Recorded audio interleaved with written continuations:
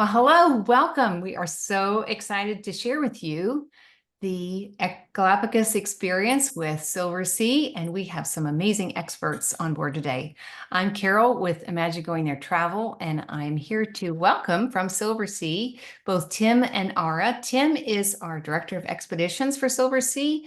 He's going to get us started with what this experience is like, and then introduce Ara, who is from the Galapagos Islands and is going to share some amazing experiences. Thanks so much for joining us. Tim, can you get us started? Absolutely, and thank you, Carol. It's a privilege to be here today and to talk with you and go over a truly magical destination.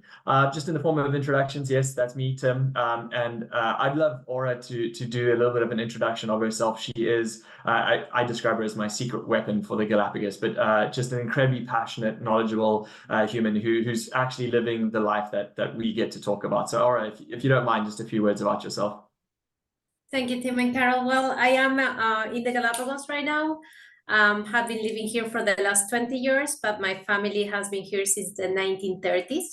So really one of the first successful families settling on the islands. Very successful. I have 12 uncles and aunts, so there's a lot of family around. And I come from a sailor's family, so many uncles that have been captains exploring the islands. There was no other way to go for me than to enter this wonderful world of expeditions. I have been sailing for 20 years and in all ships, all companies, and now a dream come true. I'm an expedition development manager, so I get to design this expedition on the Galapagos. Excellent. Thank you, Ara. So Ara is a huge support to me. My portfolio is the entire expedition product that we have and represent. I've been with the company with Silversea since 2008 and have been to pretty much every expedition destination that we sell. But Ara is truly our expert in the Galapagos, and that's obviously the pure focus today. Now, the islands themselves have their own storied history and attraction. But just to position us as Silversea, I think it's a little it's worth understanding a little bit about our history and who we are. We've been one of the penultimate luxury cruise brands for the last 30 years. We pioneered expedition or luxury in the expedition space since 2008. And the product that we're going to be talking about now, the Silver Origin, although a new ship, is on the back of our previous experience on the Silver Galapagos that we had in the destination. The story of Silversea is an important one to mix into the Galapagos because that is one of our core defining and differentiators in the market. The Galapagos themselves are a very strictly run and organized set of principles from the National Parks Authority. So understanding the platform within which you're visiting the islands is an important part of it. So Silversea has always positioned itself as one of the leaders in the all-inclusive luxury market. We are also definitely positioned as the destination company. We say almost twice as many destinations as our nearest competitor in the luxury space, covering all 7 continents with 12 ships around the world. One of the pioneering sort of concepts of Silversea is our door-to-door pricing, which literally means picked up from your home, the transfers to the airport, the flights, the pre-cruise hotels, and then once on board, that 100% all-inclusive experience, which includes by nature and specifically focusing on the Galapagos, all of your food, your internet, your Wi-Fi, your drinks, all of the excursions, off-ship touring, and obviously the transfers inter-island and things like that to bring this destination to life. One of the core principles of that is the level of service that you get on board. And as a company, we always strive to be industry leading. And by that, it's pretty much a 1:1 guest to crew ratio, talking about the elevated level of service. We're the only company in the Galapagos that has butler service across all rooms or suites, as we call them on our ships, and just an incredible level of service that is remnants of that heritage, but being part of the Silversea family and its 30 years in the expedition. We've grown incredibly since our acquisition by the Royal Caribbean Group. They've called us the diamond in their crown, so to speak. But that evolution hasn't left the Galapagos behind. I've got 2 new products, the Silver Origin and the Silver Endeavour, that have been added since 2021, and we were fully integrated into the Royal Caribbean Group. And the Silver Origin for me is such a wonderful vessel to represent, because she is is the only vessel that has been 100% specifically purpose built and designed for the destination. And I know Aura is going to tell us a little bit more about some of the incredible sort of design elements that her and her team as the expedition staff were able to give guidance on to make sure that it's delivered as such a seamless and wonderful program.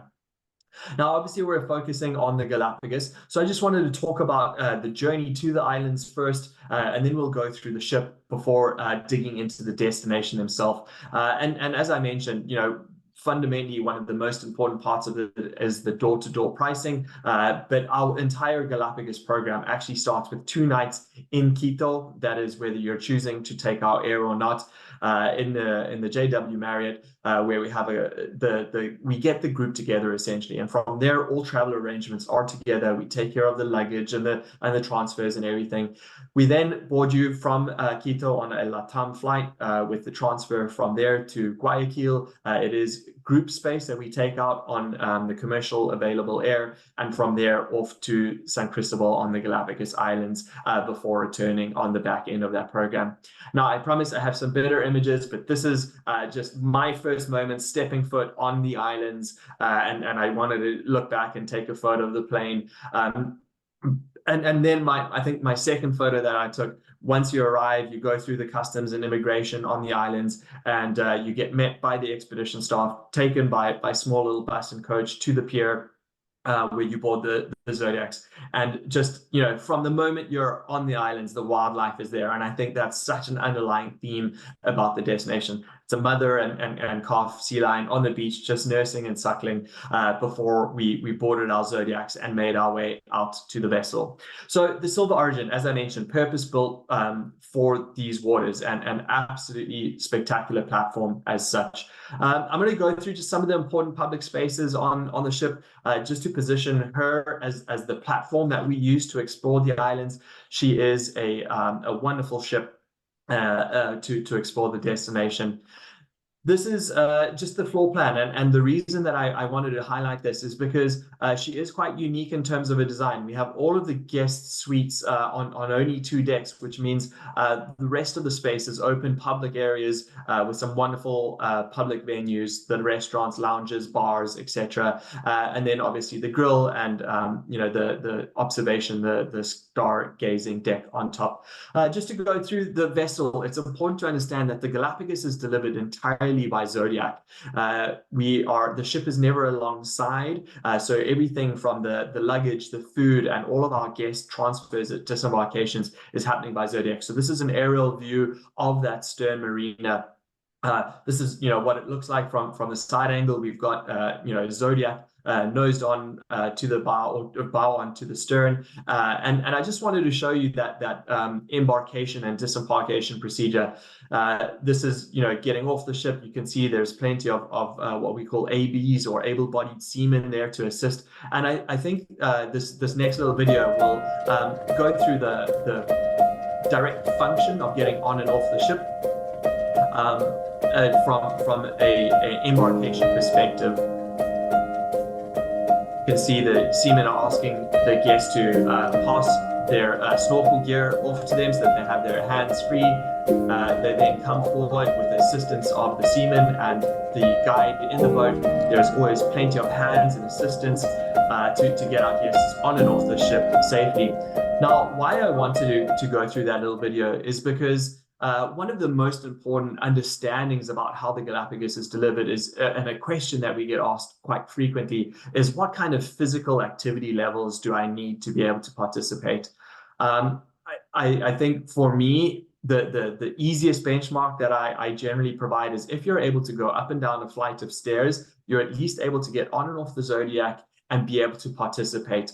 Aura and I will discuss some of the activities and the land-based programs later on in terms of the physical abilities and requirements, but very seldom is it more than about 3 miles hiking A good colleague of mine often describes it as being able to, go and play a round of golf, get in and out of a jacuzzi. If you can do these types of things, you're definitely going to be able to participate. And one of the highlights of the Galapagos is just how close the wildlife is directly to the landing site and to the areas that we're visiting. So there's definitely no need to go on these longer hikes if that isn't in line with your physical ability.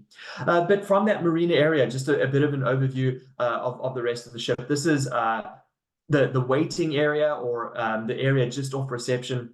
And what's so important about this is, you're coming down, you're waiting to meet with friends and family from different suites and things like that. This entire area is curated with exhibits from the National Geographic Society that we're a proud partner of. And they have some of the elements that are actually from the original voyage on the Beagle that Charles Darwin was on when he visited these islands. So some wonderful elements there. And again, just a little bit of a video showing what that reception area looks like. The waiting area has a wonderful opportunity to just take in some of those elements and a social area on the ship.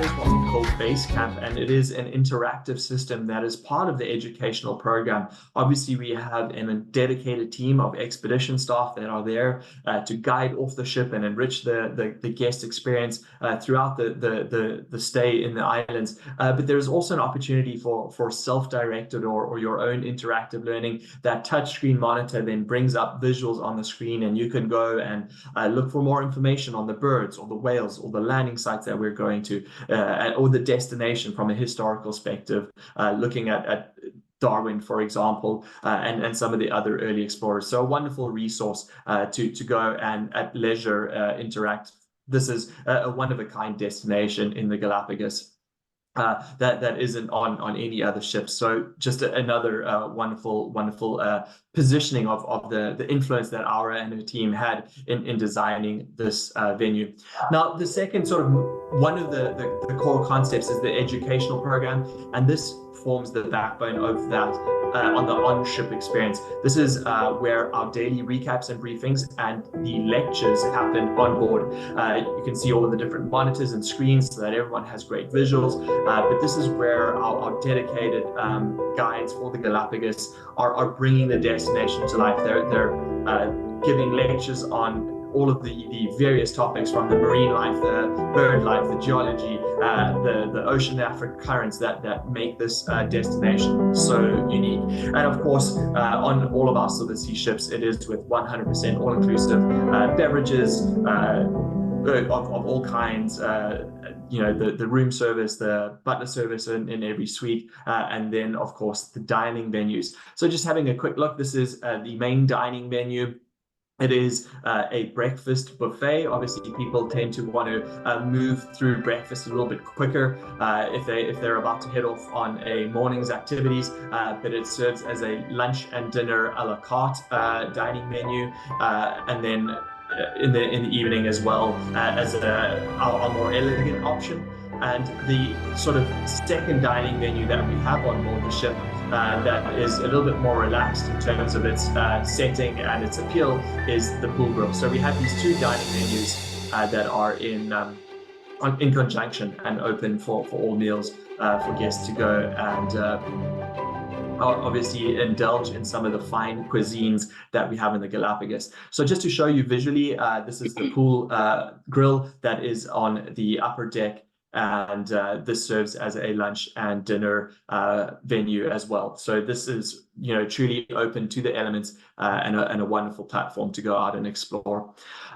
Just looking at the vessel in general, she is absolutely wonderful. Some of the core elements that Aura and the team brought to the destination, they wanted to have a forward-facing observation lounge, so somewhere that you could be inside the ship but still get these incredible panoramic views of the areas that we're sailing through, and then a number of different outdoor areas that bring the destination being on the equator as the Galapagos are, we're in pretty much constant wonderful weather to be out and about and enjoying the environment. Obviously, it's an important part to look at the suites and the facilities that we have on board.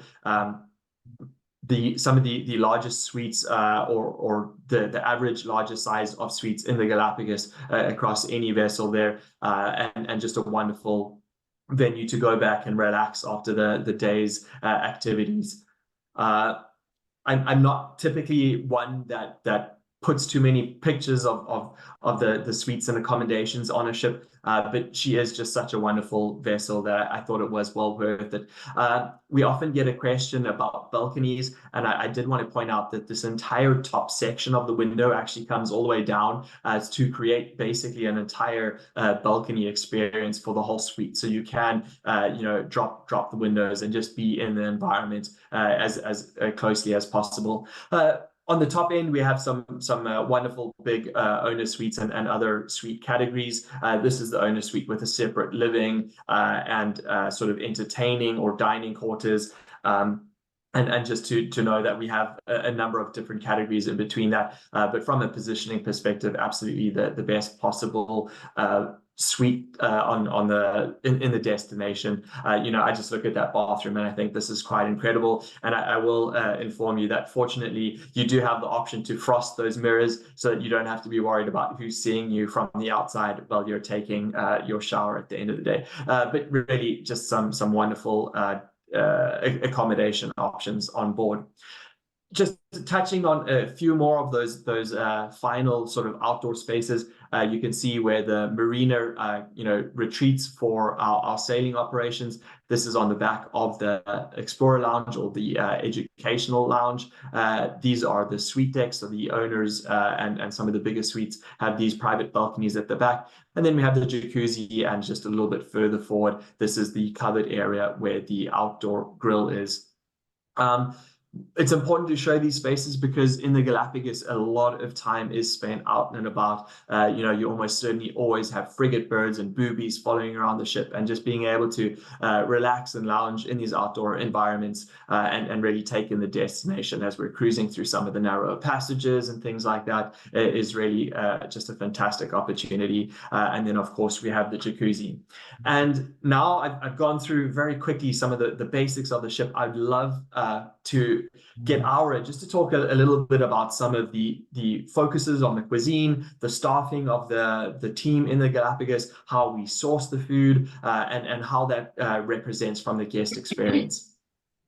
Absolutely. Thank you, Tim. Well, I have to tell you that it was a big challenge at the beginning when we start with Silversea on the Galapagos. How do you run luxury operation when you have so many restrictions on the islands? The islands are protected. The national park is very strict on the products that you can bring into the islands. So this challenge became a great opportunity in order to design something unique. We have 60% of Ecuadorian food. A lot of the supplies are actually brought from the islands, local producers, and then we mix it with 40% international food.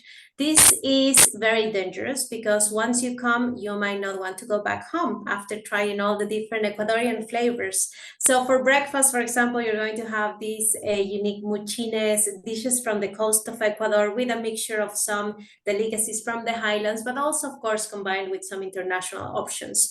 And this is great, not only for this exploration through the cuisine that takes you all around Ecuador and Galapagos, but also for the compromise we have with the communities on the islands. We will share some of the secrets with you. We have some ceviche cooking classes. You're going to have a different type of ceviche every day. I mean, we have brought all the different flavors, but all the fish is from the Galapagos. It's a unique combination. We will also share with you some of the best chocolate in the world, I have to say, which is also Ecuadorian. So already this was like a first difference, because we're really creating this new product that shares a lot of the culture of the place. Thank you, Ara. And I think, yeah, embracing the cuisine of where we travel is such a fundamental part of it for me. Can you talk a little bit more about how, from a cuisine perspective, we try and source locally, and how that is important for supporting the local economy as well? Absolutely. So there's only 4 inhabited islands, and the 4 inhabited islands have the particularity of the altitude. We have highlands, and these few places are the areas where you can do some agriculture. Once people start settling on the Galapagos, of course, it was a matter of colonizing a new area. So people were able to bring seeds and domestic animals, for example. But since 1959, the islands became a national park. Very different from other places in the world. We became a national park first, and then 20 years later, we became a province. So once the national park was created, then we start having the restrictions, because actually invasive species are #1 threatened to fragile areas like oceanic islands. So many of the products were restricted. Today, there's many products that you cannot bring. There are controls from the Biosecurity Agency while we're coming on the products that are coming, but we do have some production from the islands. And of course, this is important when tourist companies like ours start getting this compromise of getting the supplies, getting the recipe designs for the ingredients, and not the opposite, getting the ingredients for the recipes you want to produce.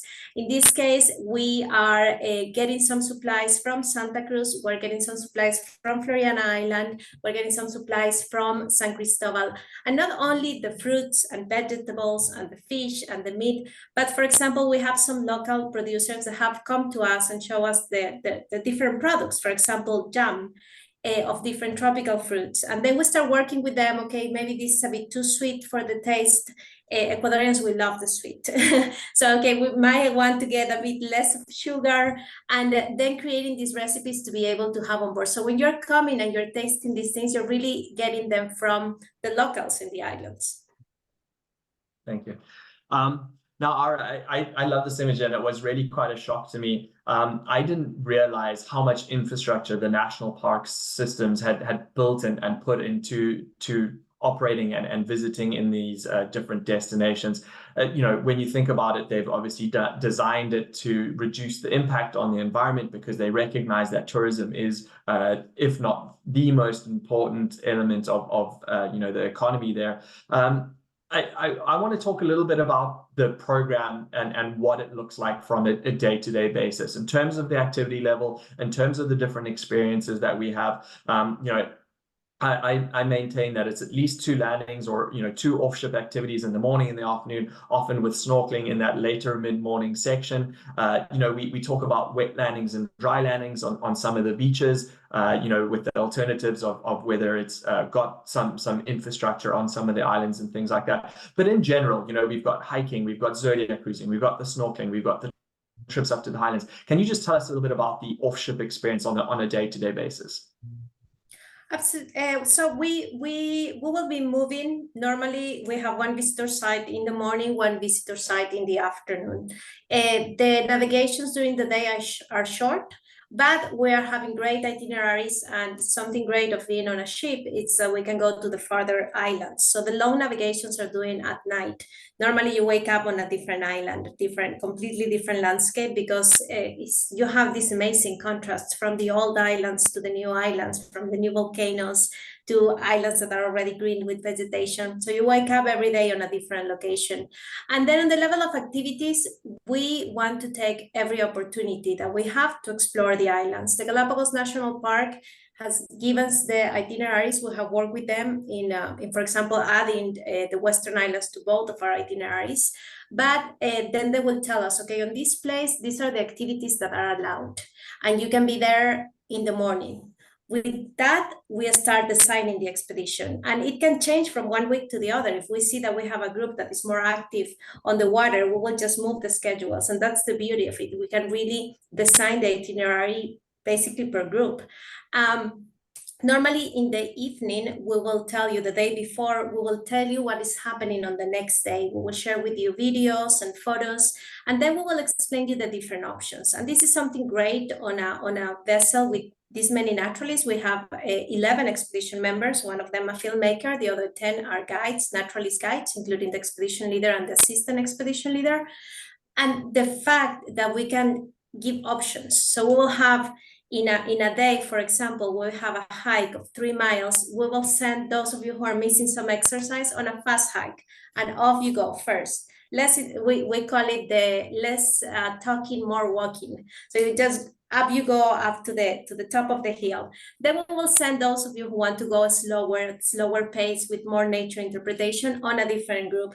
Let's say that day you're feeling like, well, I don't really want to do any hike. I don't feel like climbing to a hill. Then we have a zodiac tour, which amazing nature sightings, because whilst you're exploring from the zodiacs, you get to see a lot, all the birds, sea turtles, marine iguanas along the shores. So you can have these 3 different options happening at the same time. And then we complement with the activities.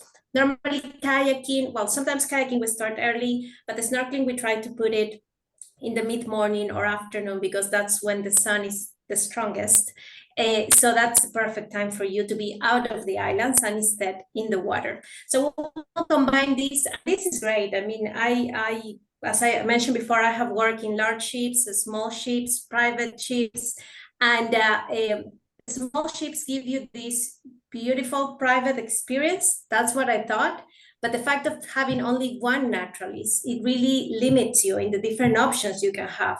So after being on a ship with children and older guests that had some mobility issues, trying to split the activities, I discovered the large ships and the options in that, and then you really get the best out of the experience. So we will go to every place, see the activities that were allowed, and then we will design the itinerary around our guests. It's just something amazing. Thank you, Ara. And I think understanding that point and having the best guide to guest ratio in the destination is an important selling point for us, because of everything that you just said, the ability to offer unique programs for our different guests. Now, I think obviously looking at our delivery exactly in the Galápagos Islands, we have these 2 alternating programs that are on a 14-day cycle. So you can repeat them without actually going to any of the same stops, with the exception of one.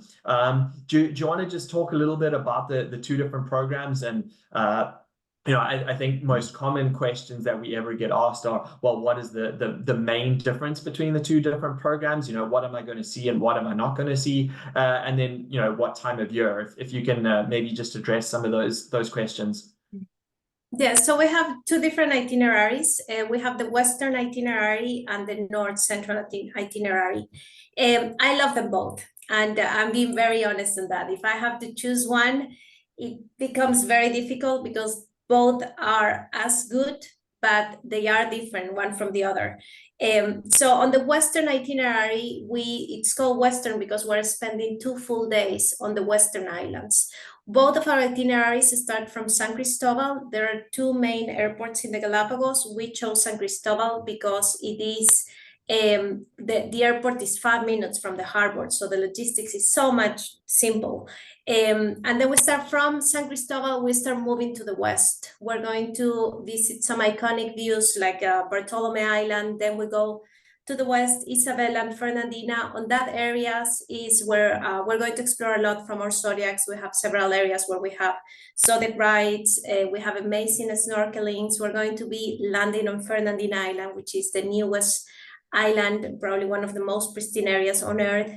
And then from there we go south to Floriana, which is an historical island. It's my home island. It's where my family comes from. And then we stop on Santa Cruz. Santa Cruz, it's a very important stop for both itineraries. Actually, that's the place that we visited both itineraries, because Santa Cruz has highlands and has this green environment up in the highlands, and we can go with buses up because it's an inhabited area. And we're searching for this because that's what tortoises are looking for. They're looking for those green areas, so that will be our chance to see giant tortoises in the wild. From there we explore a bit the western areas of Santa Cruz, and then we go back to San Cristobal. This itinerary has a lot of opportunities for snorkelings and zodiac tours. We spend a bit more in the water, yeah, it's 2 full days on the west, so that's amazing. A lot of penguins, a lot of sea turtles, the huge marine iguanas. Now our North Central, and here's when you're going to understand it's very difficult to choose one over the other. Our North Central goes first well, it starts on San Cristobal, but then we go to Genovesa Island, which is another jewel on the crown. Genovesa is a huge nesting site for seabirds. You have red-footed boobies, you have frigate birds, you have Nazca boobies. There is over 1 million birds nesting on that little island. So we'll start our visit there. From there, we move again to the Central Islands. We're going to visit North Seymour, and from there we jump to the west. On the west, we're going to be 1 day, and we're going to visit the shores of Fernandina Island, so we have the chance to see the marine iguanas, the penguins, and then we go to Santa Cruz Island to visit the giant tortoises. From there, we will move to Española, which is one of the oldest islands and has a nesting site of wave albatross. So in terms of nesting areas for seabirds, maybe the North Central has a bit more hikes that take you to the nesting areas. In terms of more snorkeling and more time on the west, then it will be a western itineraries. Both are very good, both they are complementing to each other. If you want to come for 15 days, you will not regret it. We have a guest that came and booked the second trip while she was traveling, and then she booked one more to repeat the first, and she could not choose which itinerary she liked better. So they are both very, very good. Yeah. Thank you, Ara. I think you do a great job of summing that up. But I from my perspective, I think it's important to just make sure that everyone recognizes that you have the opportunity to see all of the iconic species. You know, the marine iguanas, the land iguanas, the giant tortoises, on both of those different programs. Obviously, there's nesting sites on a number of different islands, and although there is a concentration on one versus the other, you have that opportunity.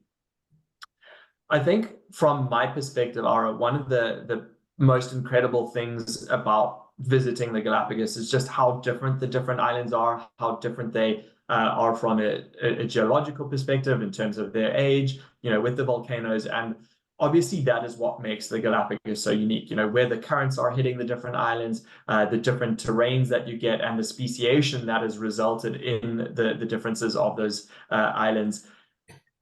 For me, you know, seeing the blue-footed boobies, the red-footed boobies, the Nazca boobies on the different islands is an incredible part of it. But also just the information that the guides can bring across and how they explain what makes it all so unique is an incredible part of it.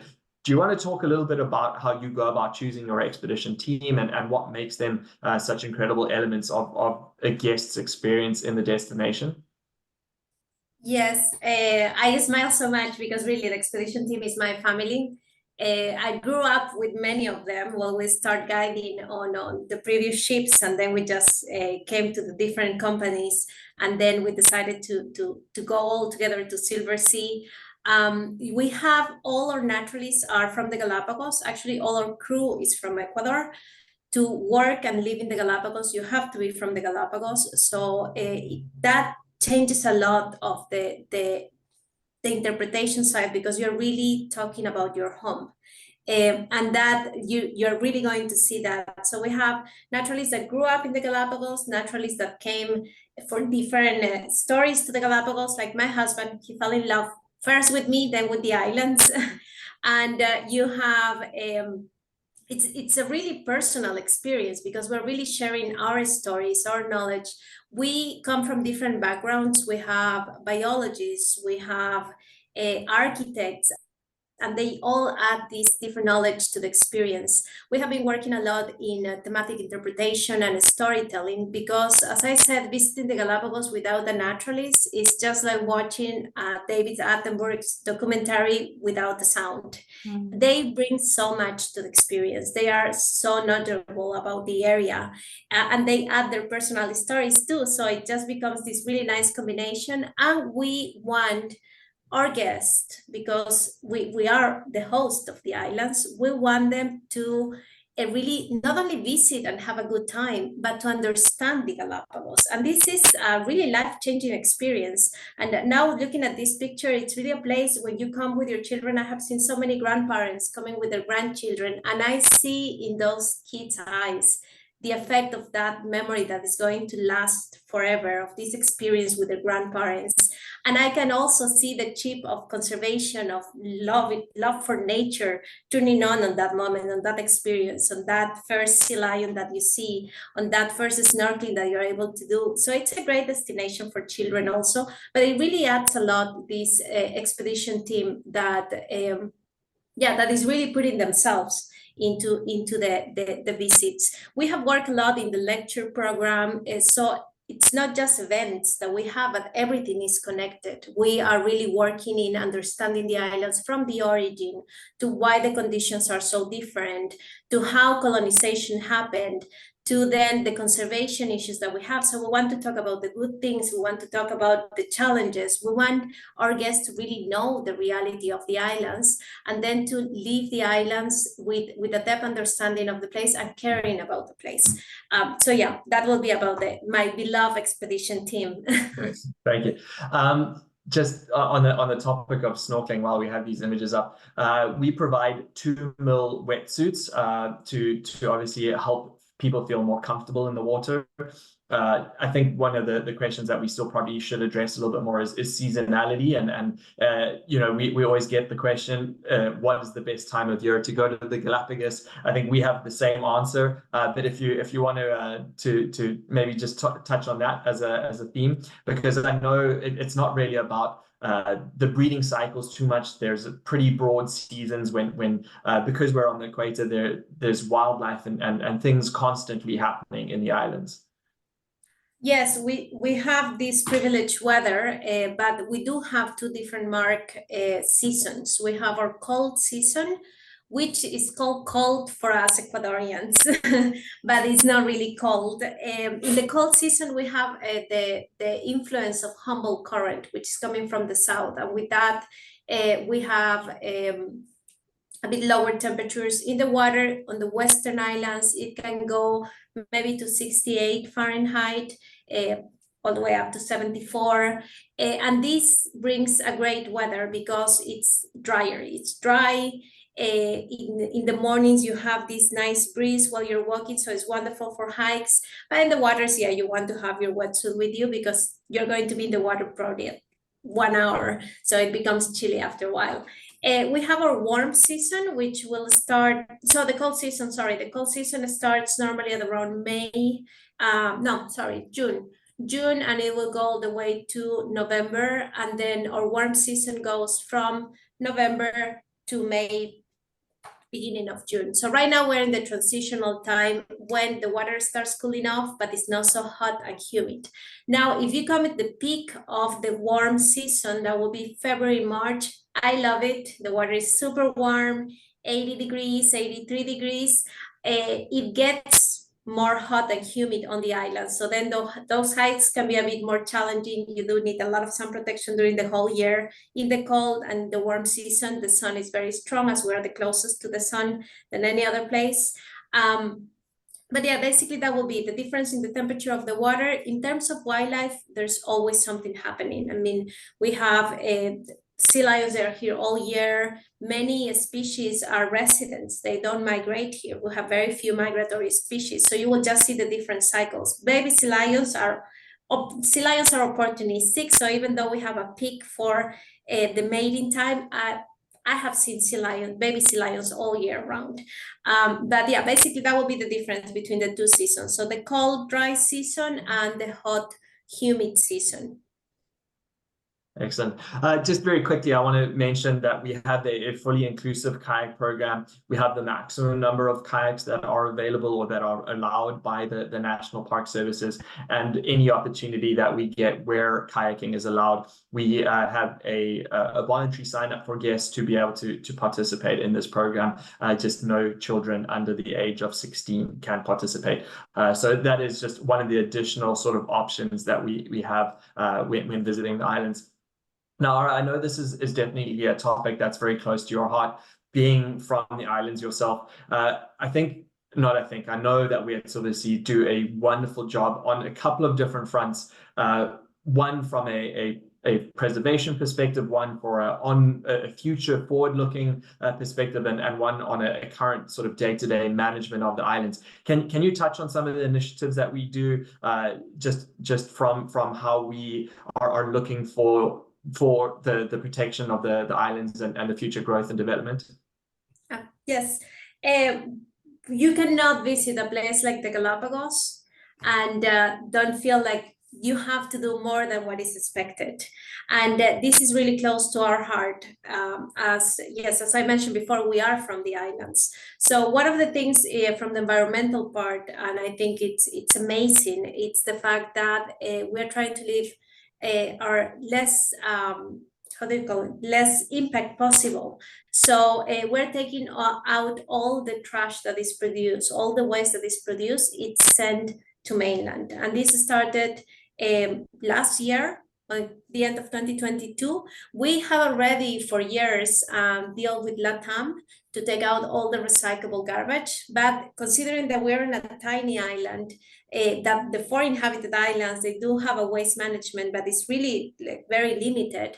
Then we took the next step, and now we're not only taking out all the recyclable garbage with the LATAM, but we're also taking the common waste and all the dangerous substance with the cargo ships that actually come full but leave the islands empty. So then we said, okay, here's an opportunity. So we're leaving no waste on the islands. And I think this was something very important for all of us. We do support different projects. We're now working very close with the Floriana project, which aims to restore for the first time an inhabited island. So we have been supporting them. We are working very close with the Galápagos National Park. This year, we had the challenge of bringing 100 kids on board the ship while we're operating. So we plan the moment that the guests are visiting the island and we are in an inhabited island, we bring these groups of children. And it's not only for them to see the ship, which is very exciting for them. They haven't seen a ship like this, but it's also for them to get inspired of all the different possibilities that are in this beautiful industry, that they have to study, that they have to learn English. That's what is going to take them to end up in a place like this. And surprisingly enough, I thought I was going to inspire many young naturalists, but actually it seems that we did have a couple of captains to be also, but the chef, it's the profession they love the most. We thought we were going to go with 100. I am very happy to tell you that this Saturday we reached 115. So we have achieved the goal before mid-year. And then with this in mind, we got into this point when we had this great interpretation, this great experience, this amazing ship that really, for me, it's a dream come true. Like, having worked in all these different ships, the fact that we were able to, it was almost like a wish list as naturalists, you know, maybe we would like to have a place to observe the stars without any interruption. Then we had a stargazing deck. We would like the observation lounge to be like here. We would like to be able to get in the bow when we have dolphins. So we actually have a place where we can walk around the bow if we get to see dolphins or whales. Suddenly this whole experience came to the point when guests were telling us, I want to do something. I want to be part of this.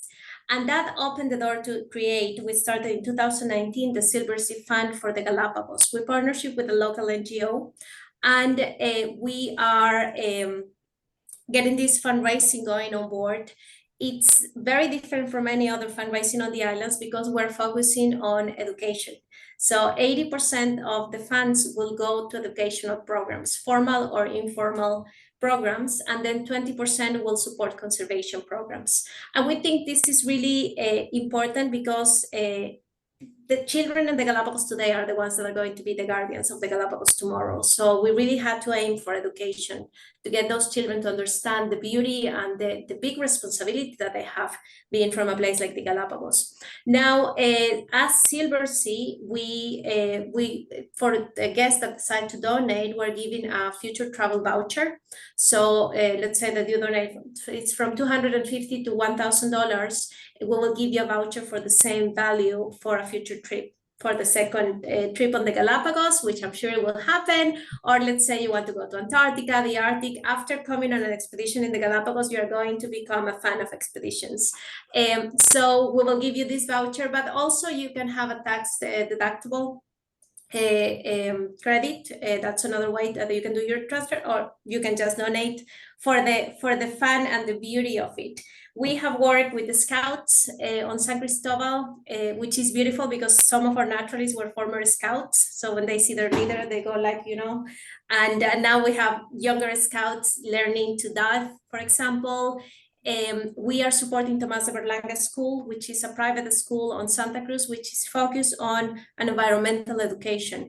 Being a private school, not many children, or the children that are probably fishermen children, that they don't have so much contact with the science or the nature of the Galapagos, and they couldn't attend. So now we are doing scholarships through this program. So the children from public schools can come and join this school. Apart from that, Silversea is matching these donations. So we are supporting, I think this year is 17 scholarships. So it's a really beautiful program and we're very proud of it.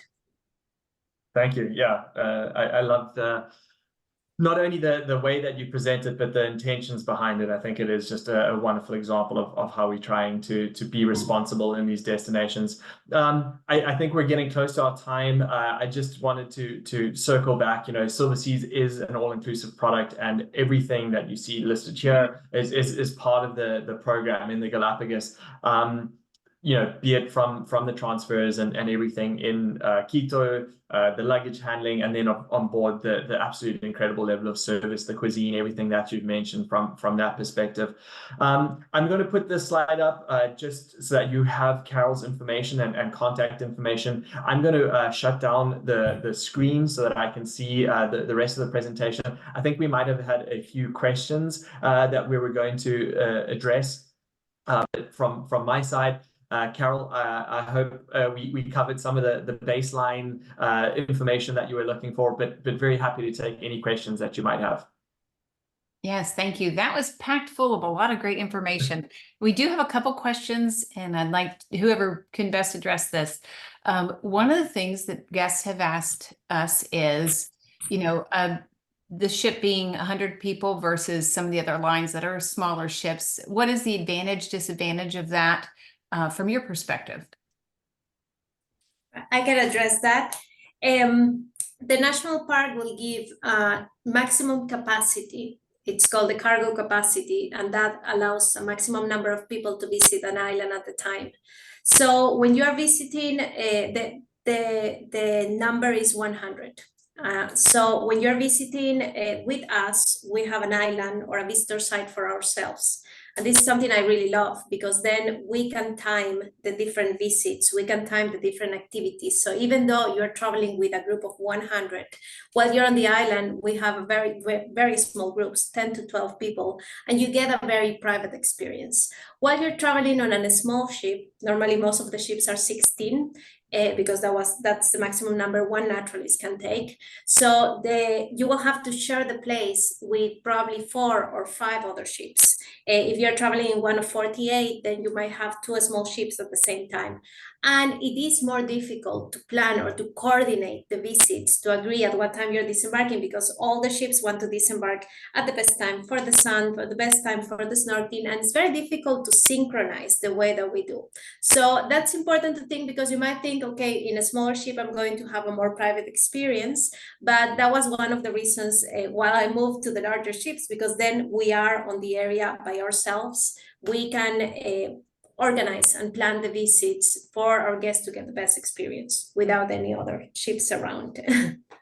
I think that shoreside element is obviously incredibly important. And then there's the on-ship experience as well, which is just facilitated by default. We have more infrastructure, we have more people serving, we have more opportunities for storage, for provisioning, for, you know, the style, the types of food, the level of service that we can offer on board. So on both cases, I think we're absolutely beneficial in these environments. Yeah. Yes. Especially where you need to customize, as you mentioned, where you can have a more leisurely travel group or a more adventurous one. You're in control of that versus smaller ships. You're limited to what the majority of the group can do, right? So that's very helpful. Question about, seems like an amazing opportunity at that slide with taking multi-generational groups on this. Couple of questions. What do you find the best age for when children go. What kind of tips would you want to share with that regarding that? I think the other question would be how on the ship itself. I think there are some suites that can be split into, that would accommodate children as well. How would you say, if a family were considering this as a multi-generational opportunity, advantages of that and just some practical considerations to do that? So if a family is planning to come, you should do it because, as I said, it's really a life-changing experience for generations. The best heritage you can leave to the children. I will say for such a long trip and due to the sun and the conditions, maybe it would be a trip to start at 8 years old. Then you can start absorbing. You're going to remember more. You're going to get these impressions for the rest of your life. From 8 above. And then we do have some rooms that you can connect. We have some rooms that you can connect, and we have some suites where we can add an extra bed so they can turn into 3.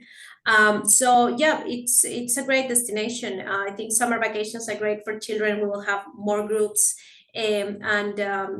I always forget the Eastern vacation. Also, it's a great time for children. But it's definitely an activity. And of course, once again, here comes the beauty of a large ship.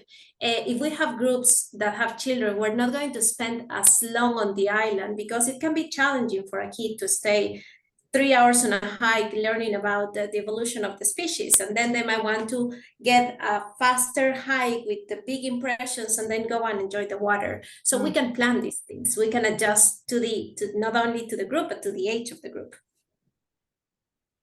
And you've covered so many of the questions that I did have that guests have asked me about traveling here. So maybe a final question, you can summarize with a personal story as well. What types of species or experiences will we have on the Galapagos that we can't have anywhere else? And if you could share a story of what's been most meaningful about your trips there, that would be great.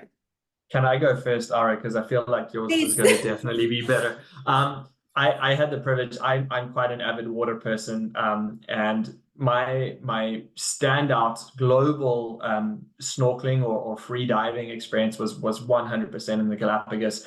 To have flightless cormorants, which you can only find in the Galapagos penguin, the marine iguanas, which are eating the kelp and the weed in the water, as well as I think there was a white-tip reef shark, all in one snorkel experience, 1 45-minute, 1 hour-long experience with turtles, and I can't even remember how many different damselfish or whatever else.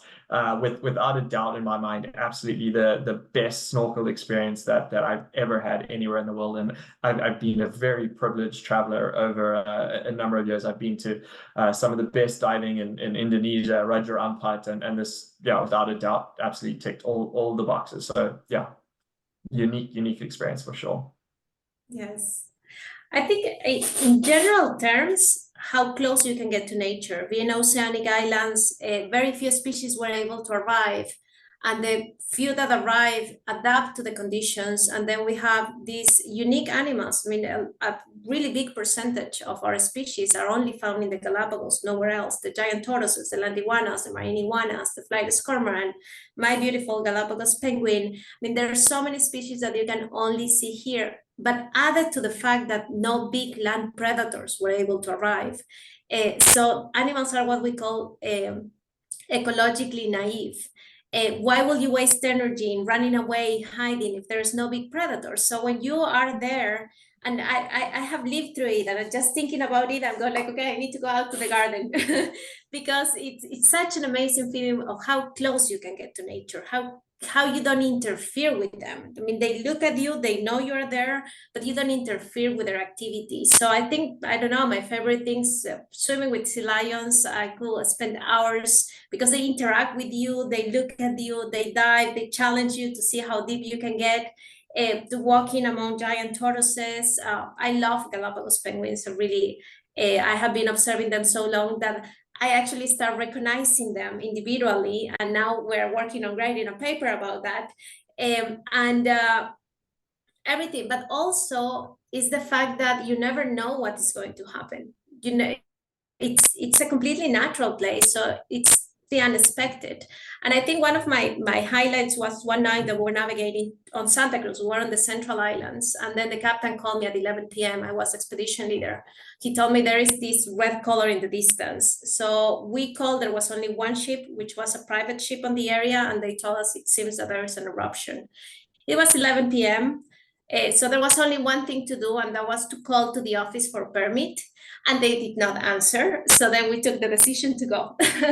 Then we said, sorry, we call, let's go. And we navigate there. Guests were sleeping. They had no idea. We have changed completely the itinerary at 5 a.m. because we wanted to get still the dark night with lava. I did probably the softest announcement I have ever done in my life because guests were sleeping. I didn't want them to wake up thinking there was an emergency. So I was just like trying to be the nicest possible to tell them there is an eruption and we're there. We're in front of the volcano. We were the first tourist ship from the Galápagos who got there, and guests were coming with their pajamas, their blankets. Some of them thought we thought you were joking. And suddenly to see their face when we had the stars and the lava, it was amazing. So as I said, I can navigate 20 more years around. I know the islands will never stop amazing you. These events are just there. You never know. Every trip is different, one from the other. Well, that's exciting. Well, I'm thrilled to be able to say that I'm going to be joining Silversea in August to get my own pictures, my own slides. And I think this webinar has really highlighted what makes seeing the Galapagos with Silversea so special. And we're here to help you with that. We really love giving that personal attention to our guests and knowing it personally, which is why I'm going, so I can come back with my own stories and slides and tell you what the Silversea experience is like. But we're here to help you enjoy this process of seeing this amazing destination. I hope you'll give us a call, carol@imaginegoingthere.com. And there's my number on the screen, 770-421-9627. Tim and Ara, I can't thank you enough for taking the time to just give your expertise, that behind the scenes look that you can't get anywhere else. We're excited to be able to join you in experiencing the Galapagos for ourselves. Thanks again for joining us today. Thanks, Tim and Ara. We really appreciate you. Thank you so much, Carol. Appreciate it. Thank you. Bye-bye.